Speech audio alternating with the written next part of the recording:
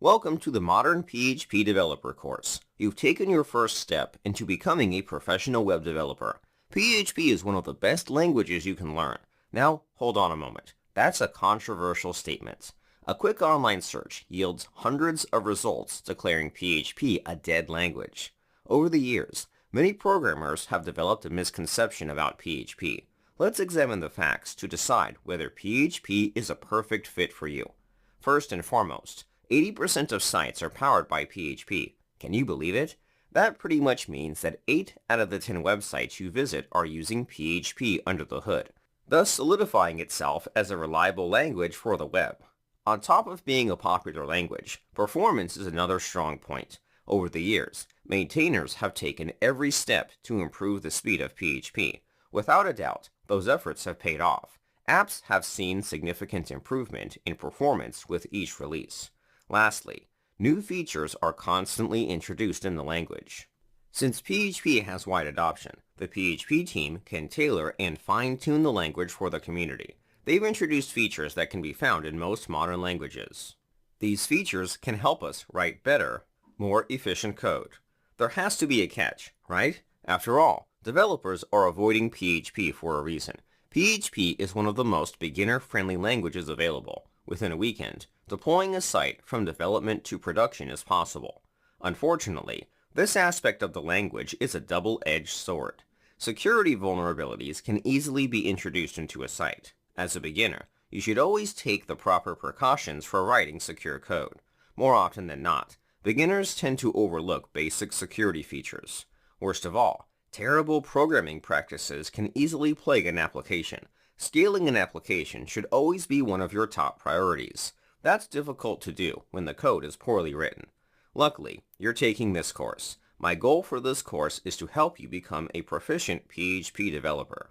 Unlike other courses that teach you the basics and send you on your way, this course covers a wide variety of topics, starting from the basics of the language to covering advanced features, such as security and MVC architecture. If you're interested in a complete overview, I highly recommend checking out the course description. As we progress through the course, I'll be sure to point out best practices.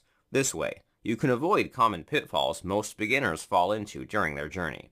I know you're antsy to get started, but there's one thing you should know before digging into the course. This course assumes you have knowledge of HTML and CSS. Our focus is primarily going to be on PHP. To save time, I'll provide most of the HTML and CSS without reviewing every single line of code. You're expected to understand basic HTML syntax. In addition, JavaScript would be nice to know, but not required. JavaScript is not a language we'll be using heavily. If you know JavaScript, that'll come in handy. Otherwise, don't worry about it. A lot of content is covered. To get the most out of this course, I have a few tips. First and foremost, download the free ebook. Watching videos can be a great way to learn new topics. Along your PHP journey, you're likely to forget a few things. That's perfectly natural. Scrubbing through a video to refresh your memory is not convenient at all. As humans, we can read a book faster than we can watch a video. For this reason, I've provided a book to act as a supplement to the course. The book summarizes the key points discussed in each lecture. It can be a great way to review specific concepts. You'll get an opportunity to download the ebook in the following lecture. Secondly, I recommend tackling the exercises and quizzes. In the first half of the course, I've provided simple exercises for you to tackle. Of course, solutions to each exercise are provided to compare your code with mine. The best way to learn to program is to write code yourself. These exercises are meant to challenge you. If you're able to solve an exercise successfully, this means you've understood the content of the course. Lastly, use the Q&A section to your advantage. I'm here to answer your questions and doubts. I would be lying if I said you wouldn't encounter problems. If something doesn't make sense or isn't behaving as expected, ask for help. Typically, I'll respond within 24 to 48 hours. With that being said, there are certain things I can't help with. I can only answer questions related to the course. Questions related to personal projects will not be answered, since I don't have enough time to provide consultation.